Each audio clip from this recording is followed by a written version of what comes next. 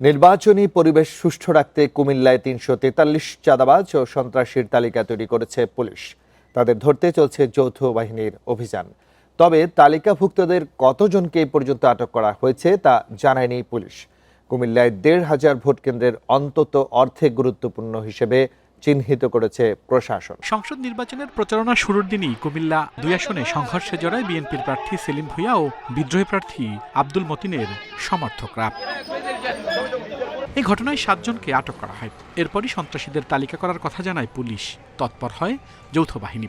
অস্ত্র উদ্ধারের পাশাপাশি আটক করা হয় বেশ কয়েকজনকে।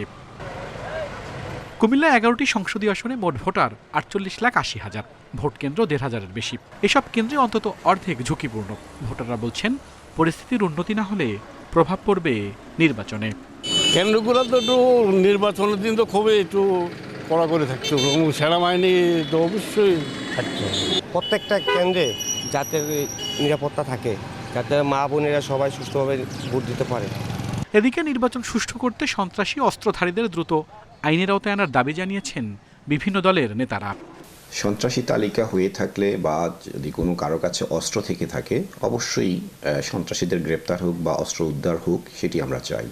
কিন্তু সন্ত্রাসী বা অস্ত্র উদ্ধারের নামে যেন কোনো সাধারণ মানুষকে কোনোভাবেই হয়রানি করা না হয়। যেটা প্রশাসনের কাছে ইনফরমেশন আছে, ওনারা যদি এরকম তালিকা থাকে, আমরা আশা করছি যে সন্ত্রাসীদেরকে, অস্ত্রবাজদেরকে অবিলম্বে গ্রেপ্তার করবে।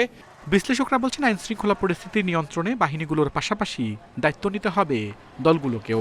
নির্বাচনের পূর্বেই জনগণের কাছে আত্মপ্রকাশিত হয় যে যারা সন্ত্রাসী, যারা অস্ত্রবাজ, তাদেরকে গ্রেপ্তার করা হয়েছে। আপনারা যারা ভোটার, নিশ্চিন্ত মনে আপনারা আপনাদের পছন্দের মানুষটিকে ভোট দেওয়ার জন্য কেন্দ্রে আসতে পারে। পুলিশ জানায়, তালিকাভুক্ত অপরাধীদের ধরতে অভিযান চালাচ্ছে যৌথ বাহিনী। যারা নির্বাচন বিঘ্ন সৃষ্টি সহ সন্ত্রাসী কার্যক্রম করতে পারে, এরকম ৩৪৩ জনকে আমরা গ্রেপ্তারের অভিযান শুরু হয়েছে।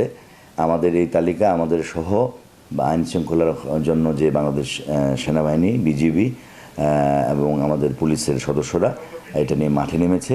তবে এ পর্যন্ত কতজনকে আটক করা হয়েছে তা জানায়নি পুলিশ।